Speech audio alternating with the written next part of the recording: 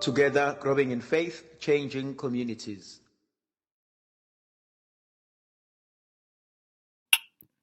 Makathunyiswe uJesu Kristo. Namhlanje thandwa zami ngifisa ukuba sibuke incwadi umpostoli Pawuli ayibhalela ibandla labaseKorinte. 2 Corinthians chapter 1 from verse 1 kuze kube verse 7. uPawuli umpostoli kaKristo uJesu ngentando kaNkulunkulu noTimothewu umzalwane kulo ibandla likaNkulunkulu eliseKorinte, nakubo bonke abangcwele bonke abakulo lonke lase-ekhaya. Makube kini umusa nothando okuvela kuNkulunkulu uBaba wethu naseNkosini uJesu Kristo.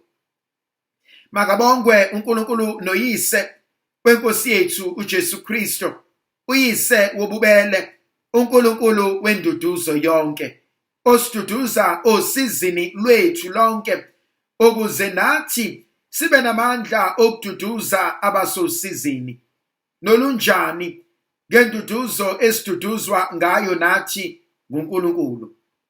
Ngokuba njengalokhu izinhlupheko zikaKristo zivamile kithi, kanjalo nokududuzeka kwethu kuvamile ngoKristo. Kepha noma sikhathazeka kungenxa yokududuzwa nokusindiswa kwenu, noma siduduzeka kungenxa yokududuzwa kwenu okusebenza ukukhuthazela ezinhluphekweni zona lezi esihlupheka ngazo thina. Nethemba lethu ngani liqinile, sazi ukuthi njengalokhu ningabahlengiweyo bezinhlupheko, kanjalo ningabahlanganyeli nathi kwinduduzo. Thandwa zami,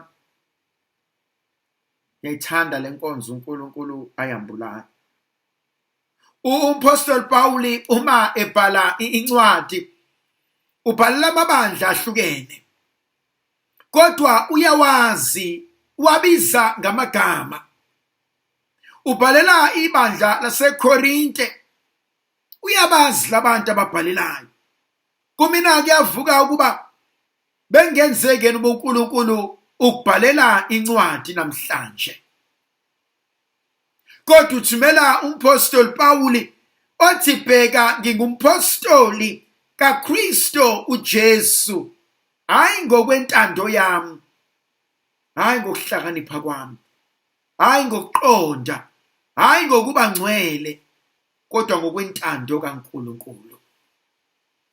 Azithandwa zami, kunezinto eziningi uNkulunkulu asipha zona, kunezimangaliso eziningi uNkulunkulu azenzayo ezimpilweni zethu, hayi ngokwazi nokuqonda nokuhlakanipha kwethu, hayi ngoba nakhu usambe ngokungcwele, hayi ngoba nakhu singcono, hayi ngoba nakhu sihlakaniphile, hayi ngoba nakhu sizalwa emzini engcono, hayi ngoba nakhu masiqhathaniswa nabanye abantu thina singcono kunabo bonke. Cha, kodwa konke kungumusa, inkonzo yokuhawukelwa.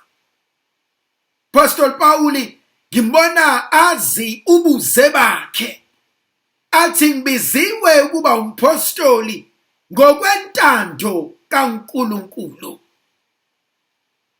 Ejulile kumina le nkonzo, ngoba kunomuntu namhlanje esimbuka simdelele, kunomuntu namhlanje esimbuka simlahle ngenxa yezono zakhe, ngenxa yobuthakathaka bakhe, ngenxa yokuhluleka kwakhe. Baningi abantu abazi uSawuli ebulala amakhono, baningi abantu abazi uSawuli engakazani nenkosi uJesu. Abantu abaningi bayalazi izolo lethu, abantu abaningi bayakwazi ukwehluleka kwethu, abantu abaningi banobufakazi ngezono zethu, kodwa bazi la uNkulunkulu esibizele khona. Yazi kwesinye isikhathi siyahlala ehlulekeni, siyahlala ebubini, siyahlala kwigameke ezimbi, kodwa siyakhohlwa ukuthi uNkulunkulu usibizele enkonzweni engcono. Siyakhohlwa ukuthi uNkulunkulu usibizele enkonzweni ephakemeyo. Uthi namhlanje uPawuli uthi ngibizelwe ukuba ngumpostoli ngokwentando kaNkulunkulu. Uthi uNkulunkulu uyakwazi ukuthatha ongelutho, okudelelekile, okuyize, okungamanyala, kodwa akunikeze ugcebo lwakhe. Ukuthi umuntu uyahlala ekhaya, emndenini bathi hayi ayisekho into esizoyenza ngosibanibani. Khona abantu abageza izandla ngeimpilo zethu. Khona abantu asebeqedile ukuthi hayi sisiqedile ngalo. Khona abantu abathi hayi noma sengafa ayikho into ezokwenzeka la. Khona abantu abashiye beyitshela ukuthi sesiqediwe, sesifile, sesingumndondo. Kanti uNkulunkulu bayeqala.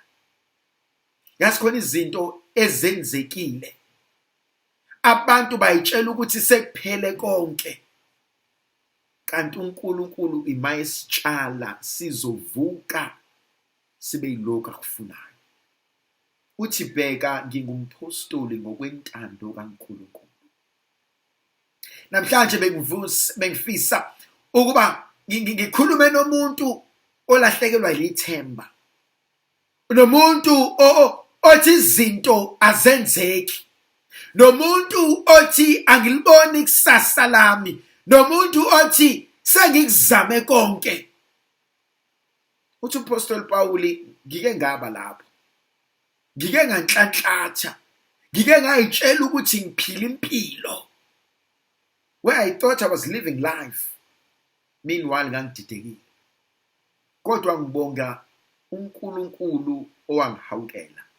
Ngibonga iGracia elawela phezu kwempilo yami. Uthi bheka ngibizelwe ngokwentando kaNkulunkulu. Verse 2 uyangithinta athi makube kini umusa nokuthula okuvela kuNkulunkulu Baba wethu neNkosi yethu Jesu Kristu.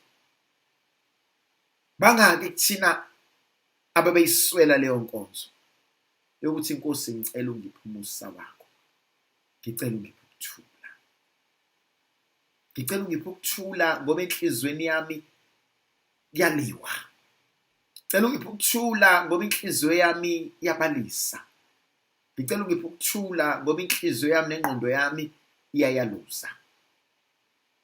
Athi inkosi ngicela ukuthula kwakho. Angicela lutho okuningi.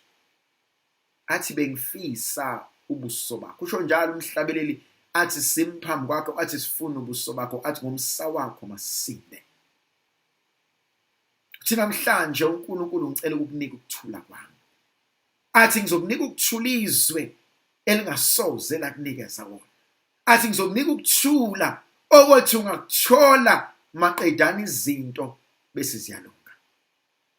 Uthi makabongwe uNkulunkulu noyise weNkosi yethu Jesu Kristu. Athi uNkulunkulu obubele bonke noNkulunkulu wenduduzo yonke. Athi osindisayo, athi futhi nosiduduzayo kulo lonke usizi esibhekene nalo. Ngiyayithanda leyo nkonzo. Ukuthi uNkulunkulu usiduduza kulo lonke usizi. Alukho athi la ngizokududuza, la ngeke ngikududuze. La ngizokunakekela, la ngizokuziba. Kulo lonke usizi esibhekene nalo. Zingaki izimpi esilwayo emphefumulweni yethu. Bangaki abalahlekelwe lithemba. Bangaki abangaliboni ikusasa. Bangaki abathi inkosi sengikhathele. Nkosi ngikhathele. Sengikwenze konke. Sengikhathele Nkosi. Nkosi angazi ngizokwenza njani.